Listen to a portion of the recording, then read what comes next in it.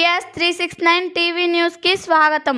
రజకులపై పోలీసులు పెత్తందారులు కలిసి అమానుషంగా దాడి చేసిన వారిని వెంటనే అరెస్ట్ చేసి కఠినంగా శిక్షించాలి.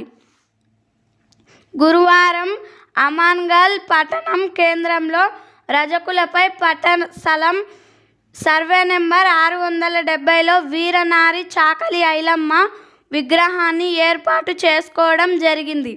దీనిని సహించని కొంతమంది పద్మశాలి పెత్తందారులకు చెందిన వారు ఈరోజు ఐలమ్మ విగ్రహం వద్ద కాపలా కాస్తున్న రజకులపై అమానుషంగా వందల మంది వచ్చి రజకులపై దాడి చేశారు. ఈ దాడిలో నాగిళ్ళ జగన్, నాగిళ్ళ వెంకటమ్మ, నాగిళ్ళ యాదమ్మ, గంగమ్మ, మంజుల, పాతకోట నరసింహ, రమేష్, నాగిళ్ళ యాదయ్య తీవ్ర గాయాలకు గురయ్యారు. వారిని కల్వకుర్తి ఏరియా ఆసుపత్రిలో చికిత్స పొందుతున్నారు. ఒక పక్క పెత్తందారులు, మరొక పక్క పోలీసులు కలిసి రజకులను ఆడవాళ్ళని, ముసలి వాళ్ళని చూడకుండా విచక్షణ రహితంగా దాడి చేసి కొట్టారు.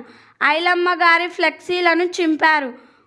సొంత స్థలాలలో ఏర్పాటు చేసుకున్న వీరనారి ఐలమ్మ గారి విగ్రహాన్ని ధ్వంసం చేయడానికి వచ్చారు.